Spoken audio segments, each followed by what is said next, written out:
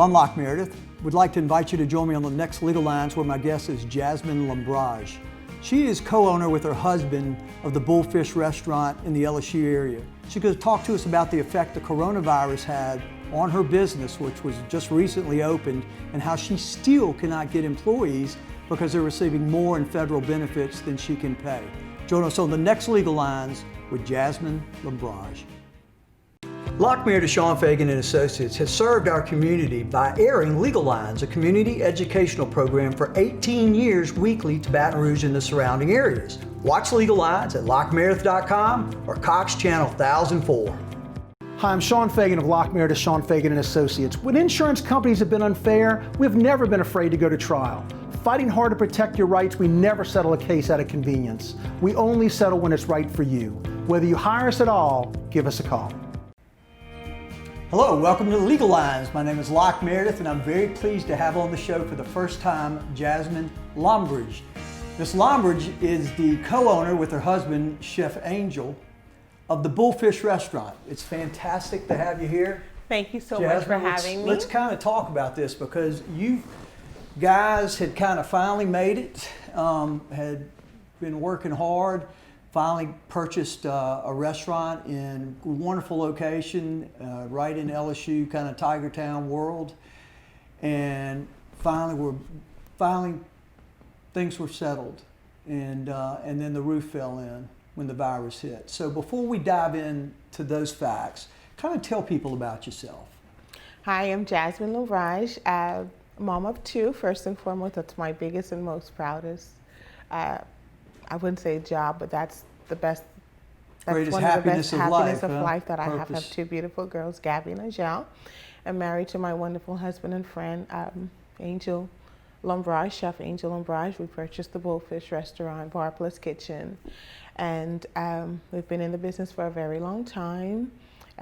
Tell the folks a little bit about your background and education. Like he's from Haiti, Yes. and you're from the Bahamas. I'm from the Bahamas. I'm a Bahama mama. And yes, and Angel is from Haiti, and we both came here a long time ago. I came here for school. The goal was that I would go to dental school and become a dentist. And throughout that process, my mom was was diagnosed with cancer, and I ended up not graduating, but I went through most of the schooling and everything, and then I did business marketing and management. And I love people, and I have a background in the medical field. Chef Angel has a background in agriculture, and he also went to Johnson & Wales University, and that's when he became a chef. And was a chef for what, 20 years at Chris Ruth's? Ruth Chris. Executive chef. Yes, executive chef. He used to travel the world and train and open different locations. And he told you that he was going to marry you the first time y'all met? Yes, I apologized to him. I love that story. I apologized to him when he said that to me, because we met. At that time I was in dental hygiene, and he was finished with culinary, but he was working there as part of his intern, and went to his cafeteria, and we walked in there with a few friends, and he was the quiet guy in the corner, and I so blush about that. He was the quiet guy sitting in the corner, and I walked over to him and I said, "Excuse me, what do you have here that's good and healthy to eat?" And he looked up and he said, "Nothing is good enough for you, but if you come tomorrow, I'll make something special for you." And I walked away and said, "No, thanks," but I had some interesting friends that I love very much that said, "Yes, we'll be back tomorrow." So you went back? We went back, yes. And the rest is history. We're married, and he told me that I would be his wife, and I said, "I'm sorry, that's not going to happen." And he told me he's a praying man. God always gives him his heart desire. And I'm his heart desire. It is scripture. So y'all worked very, very hard in your respective professions and jobs, yes. and it gotten to the point where y'all had accumulated enough to put, I guess, a down payment in finance. And I think I'd read that you used your house as a mortgage, with a mortgage on it to get a loan. And y'all purchased the Bullfish. So tell folks what the Bullfish is. The Bullfish Bar Plus Kitchen is a Caribbean and Southern fusion restaurant. Chef, he's had so much experience with both of us being from the Caribbean. He's fused the Southern greatness. We've traveled the world. Let's face it, the South, especially here in Louisiana, have some of the best cuisine. And then with the spices, and then he took the fresh herbs and he combined it with the spices, and voila, you have the Bullfish Bar Plus Kitchen. Excellent. Yes. And so y'all had purchased it, what, 6 months before the virus hit, roughly? Or was it longer? About the virus hit in March. We purchased it May 22nd. Okay. Yes. And so, like all beginning businesses, even though you bought an ongoing business, y'all added your own uniqueness to it and specialties, and y'all were working really hard, and things had finally, from what I understand, y'all had finally made it. Yes, things were the month before, like February, like for Valentine's Day, that whole month, we started seeing, like we felt good about the decision of mortgaging our home to put us a collateral for this restaurant. And people were coming. I came from church one Sunday morning. We did brunch, and we had a few people, at least 12 people waiting outside. I know that doesn't sound a lot, but we never had anyone waiting for us to open.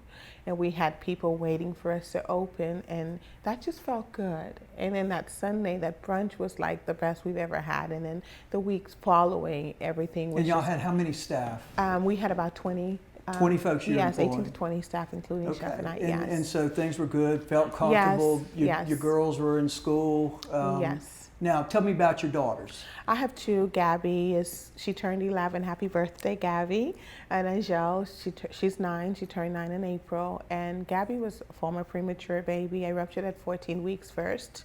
I read she was 1 pound 3 ounces. 1 pound 3 ounces. Yeah. And she survived. She survived. She's had over 56 medical surgical procedures done to her. She spent 15 months in the hospital. She went for a lung transplant, was denied. She coded and was pronounced and came back, and voila, she's 11. And I guess she's got 2 mamas with Angel and you taking care of her. But yes. Am I correct that she wasn't supposed to walk, talk, do anything, and she does all of it? She was never supposed to leave the hospital alive. They told us she would, we had a physician told us if she left the hospital, he would retire. And prior to this, when we had met previously, your family had just, it's kind of a hazard of living in the areas that you and Angel did in the Bahamas and Haiti, but just horrific hurricanes had devastated both, and y'all lost family members and friends all over the place. Yes, right. Like whilst we were going through everything with Gabby in the hospital when we were waiting for the lung transplant, they had the situation in Haiti with the worst earthquake that has ever hit. Over 200,000 people died. Angel lost brothers, his sisters, just family members and friends and nephews and cousins, just uncles, just different family members that he lost, and everything was devastated. And we all know Haiti is has always been a place that has had a hard time already. So had a lot of struggles, both personally in your lives, with your mom's cancer, your daughter, and then loved ones in the hurricanes. And then the virus hits and shuts down everything. Yes. And then a miraculous thing happened, and you guys have a story written about you by the New York Times, and then are interviewed by CNN on TV. So I want to talk about that on the next segment, but briefly explain to folks that, as I understand it, things were great, and then after it shut down, you were terrified that y'all were going to lose your house, that you weren't going to be able to provide for your babies, and we'll continue that on the next segment. This is Locke Meredith with Legal Lines. My special guest, Jasmine Lombrage. We'll be right back. I'm lawyer Locke Meredith. If you're battling an insurance company because of a wreck not your fault and they're not calling you back or being fair, whether you hire us at all, give us a call, 272-5555, or email Locke Meredith, Sean Fagan and Associates. You have nothing to lose. Hi, I'm Sean Fagan of Locke Meredith, Sean Fagan and Associates. When insurance companies have been unfair, we've never been afraid to go to trial. Fighting hard to protect your rights, we never settle a case out of convenience. We only settle when it's right for you. Whether you hire us at all, give us a call. Hi, I'm Mitchell Meredith. Injuries happen when you least expect them to, making your life more complicated. At Locke Meredith, Sean Fagan and Associates, we know this and we strive to help each of our clients during these times. Whether you hire us at all, give us a call at 272-5555. I'm lawyer Collins Locke Meredith. Trust is important when hiring an injury law firm. At Locke Meredith, Sean Fagan Associates, thousands have trusted us and gotten the results they deserved. Visit us at LockeMeredith.com. Whether you hire us at all, give us a call, 272-5555. Welcome back to Legal Lines. I'm Locke Meredith. Very pleased to have on the show for the first time Jasmine Lombrage. She's the owner with her husband of the Bullfish restaurant in LSU Tigertown area. And it's a great restaurant. Been there myself, but we're talking about how everything was great. Y'all finally hit pay dirt and looked like things were going to be fine. And then the virus hits, and tell me about it. It just stopped on a dime. Yes, even when they were talking, there were talks about the virus starting and everything, we were getting afraid. I was really more afraid because my daughter Gabby, her immune system is compromised. It's not like you and I or somebody else. She's very susceptible. Yes. So for that reason, I was just kind of careful that whoever comes in the restaurant at the time, then the next week, no one came. And it kept going on and the phones weren't ringing, nobody was coming. And chef said, well, let's do 11 to 8. That gives people time to come in during that time. And since the curfew was for 8 o'clock, we will be closed and we can leave. Well, there were days I would have to call, I started calling the restaurant phone to see if it was working, if something was not wrong with it, because no one called. Dead silence. Yes, and then he would ask me like, honey, what are you doing? I'm like, oh, I'm testing the phones. And it was not, to him, he smiled, but it was not funny. It was because I knew what was at risk. Our house was at risk. Our children's future was at risk because we took our savings, our retirement, our home, the home that our kids, that's the only thing they knew, especially with Gabby, being on the spectrum is one of the diagnosis that she have, and she's not a diagnosis, by the way, but that's one of the things that she has. And for that reason, if things were changing so quickly, and then we couldn't get anybody to come to work. We couldn't afford. And the schools shut down, so the kids are shut down. What, you're homeschooling them? I started homeschooling them at the restaurant. Should I call it restaurant schooling? I guess I started bringing them to the restaurant, and we started doing school there at the restaurant with the girls. And it was a very difficult and challenging time for Gabby. Angel she was adapting more. And how old are they again? Angel is 9 and Gabby she turned 11 yesterday. At the time they were 8 and 10. Very young. Yes. So it was a lot of things changing, and then watching everything on the media and seeing how this disease is just killing people, and they were afraid. And the rest. I think I read something that indicated they perceived y'all's stress and worry and concern and fears. Yes. How did it manifest itself? Some kids can see what you don't even realize that they're noticing. One night after we left the restaurant, Angel had her savings, which was about $57, and she took the $50. I went to take a bath and a shower, and then she wrote a letter. Mommy, I still have it. I noticed that you and Daddy are working so hard and nobody's coming to the restaurant. Here's my $57 savings. You can take it to use to help to pay some bills. At that time, our cable was off at the restaurant too, by the way. And that kind of broke my heart because as a parent at that age, you're here to care for your kids. And here you are, here she is, she's giving me her whole life saving, which is $57, which may not be much for a lot of people, but for her, that was all Everything. she had. Right. And she gave it to us so we can help to pay for some bills.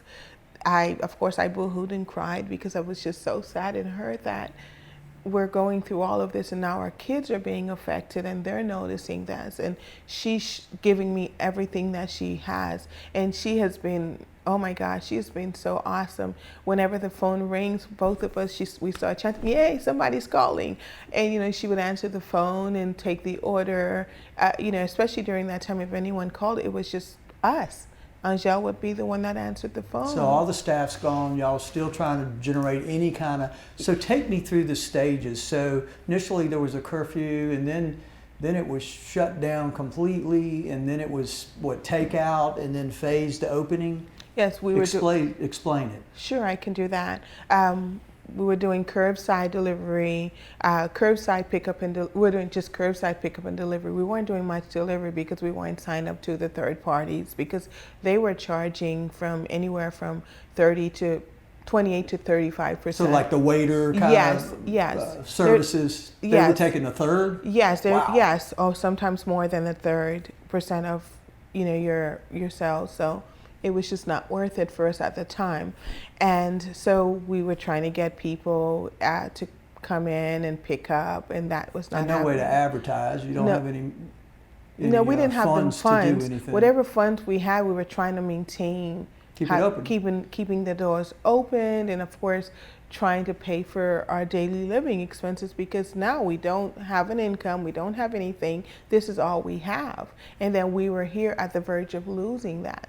We were marketing on Facebook, posting that we will cater, we will, pack your food individually, but we're all the way by LSU. LSU is closed. The students went home, so really a lot of the customer base is gone. It's gone. Did y'all apply for the federal loans, the PPP loans? We did. At the time, we got nothing. We were approved, and they ran out of funds at the time. It was just a whole. And then did y'all receive any of the monies, the one-time monies, the $1,200, and that was? That's for personal that we got, I think, ending part of last month. But during this whole process, we didn't get. That was it. We didn't get anything. It was just us just trying to make ends meet. Just trying to be there, being a mom, being a teacher. I'm grateful for teachers, by the way. Thank you. No, but just being a mom, being a teacher, and trying to survive the business. And instead of we used to order.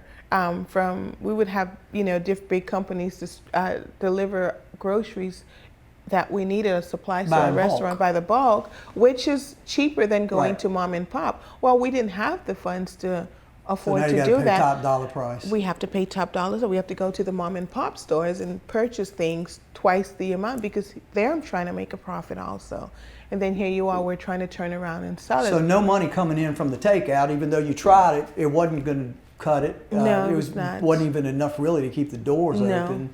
And then they go to phase 2, which was what, 25% capacity? Yes. And you were struggling with, well, do we do it? Maybe y'all could have done it, but do you do it because you're exposing customers and your family to folks who may have the virus? Yes, that was when that announcement was made, it was a very scary and difficult time for me, because I'm looking at my daughter at the restaurant every day with me, in addition to my customers that, yes, they come through the drive-through. I'm grateful for the ones that comes for curbside pickup, but she's here with me, and I'm looking at her, and someone might walk in or come by with the virus, and for them it might be just a hospital stay, but it's a death sentence for her. With her, it is a death sentence. And I was torn, and it was a decision that I just could not make. And I had read that y'all had decided, even though you were terrified, that you were going to go ahead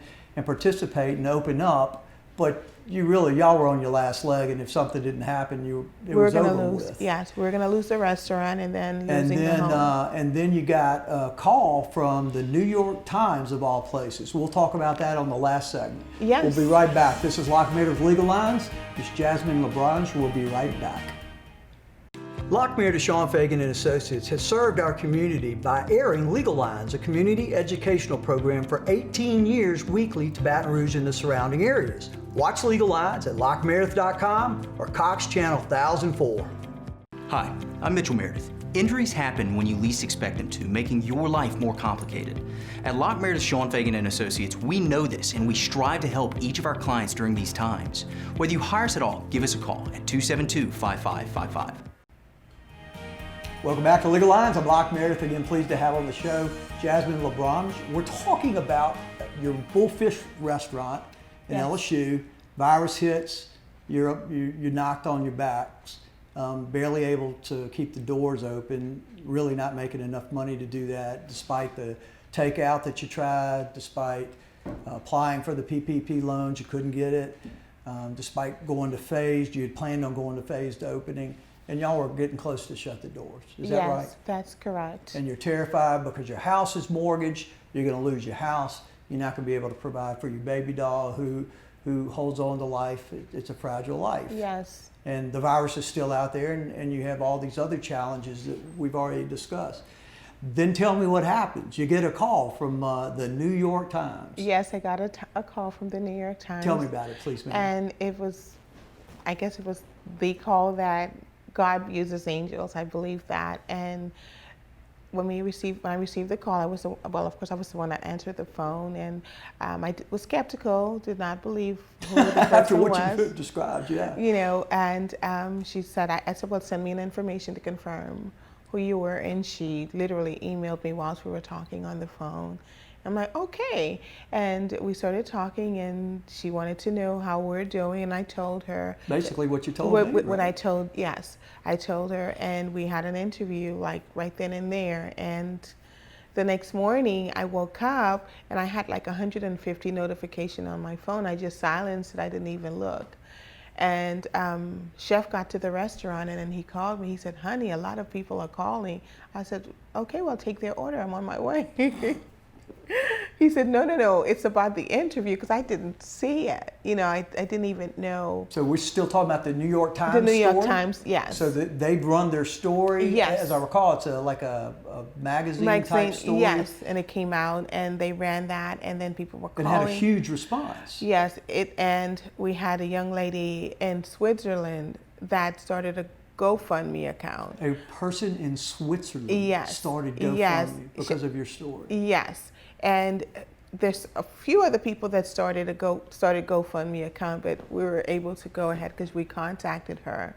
I had a young lady that worked with me, and she's like, okay, well, we need to, So they find out who guided, this is. guided Yes, her through the process. Yes. And then you ended up, so you did that interview, basically told them what we've discussed. Yes. And they set up a GoFundMe, and people started making donations. And Yes. when I looked at it, there was over 1,200 individual donations that were made. Yes. And the total is around $88,000.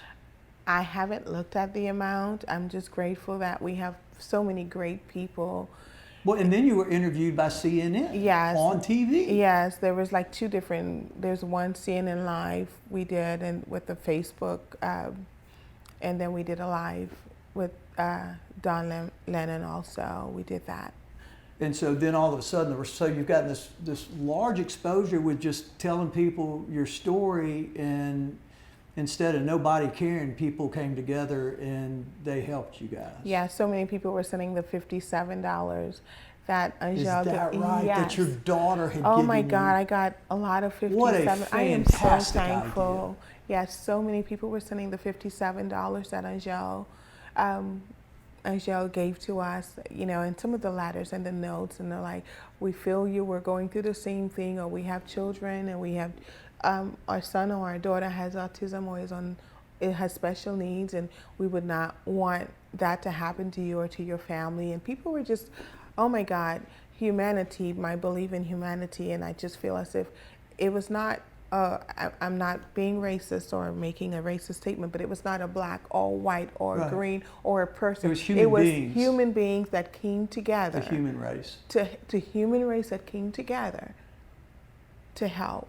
I didn't see, when I got one of those notes, it didn't say, well, this came from Peter Paul, he was black, or John Jacob, he was white or green. It was just human being just doing what is good, and just the love of God that came in their heart, and they reached out and they felt our pain and what we were going through and our fears, and they reached out and they helped. And that's what happened, and I'm ever grateful.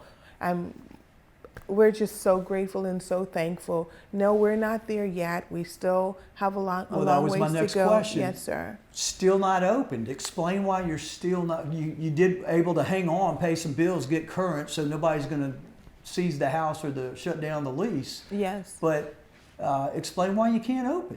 Well, we're dealing with the situation now with finding employees. We have people that are afraid to come back to work, and we have people Afraid to come back We have because some of exposure to virus potential. Yes, we have that, and we have those that they're getting, I guess, unemployment benefits right now, and they just don't want to come back to work because they're getting more money. And we've had numerous people that have made that statement, and They flat out tell you yes, that. Y'all ask them, why won't you come back? Yes. Are these former employees or new folks? Or? Some former employees, some new folks. And as a matter of fact, today we had a young man that came to fill an application, and we interviewed him. He did a really good job with interviewing, and we said, well, we can start setting you up for training. He said, I just needed this to qualify for my unemployment. It's unfortunate. It's good that when you need the help, you get it. But if you have an opportunity to come into work, I feel as if you should take it. That's just my personal opinion. I'm not telling anyone what to do. So if somebody wants to come work for y'all, how do they get in touch with you? They can go to our website, thebullfishbar.com, and they can fill out an application there, or they can come into stop by? Just stop by the restaurant, 4001 Nicholson Drive, Suite D. It's here. Real visible. It's yes, a beautiful restaurant. Yes, and if you cannot miss us. Our sign it's right there by the road, and you can find us. We're on Facebook. We're on Instagram, or all the other cool stuff. I'm kind of up there, so I'm getting all the social media stuff down. Yes. So based on your experience, as I understand it, that those payments from the federal government are supposed to end July, they're over as of July 1. Would you recommend to Congress that they continue it past that date, given the circumstances? How would you recommend this issue be resolved? I feel as if those that still needs it should get it, but if you have the opportunity to come back to work, you should at least look into that. And so at this point, you're not open, you want to be open, you're actively seeking employees, but you can't find any. Yes, sir, that's correct.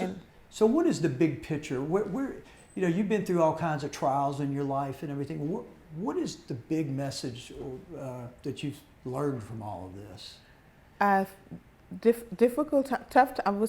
One of the statements that I had a professor said to me that tough times never last, tough people do, and I guess I can tough times never last, tough people do. Yes, I feel as if I guess at this point my family were tough people because we've gone through a lot, and so many people are hurting and that are going through so much right now. There are still good people in this world, and we need to help each other. We need to help each other. When the need arrives, let's play it forward. If someone helped you, I'm going to help somebody else because of all. I knew you were going to say yes. that. I knew it was going to happen. Yes. Jasmine, it's been wonderful having you on the show. This is Locke Meredith, The Legal Lines. We're very pleased to have had on the show Jasmine Lombrage with the Bullfish Restaurant. See you next time. Thank you.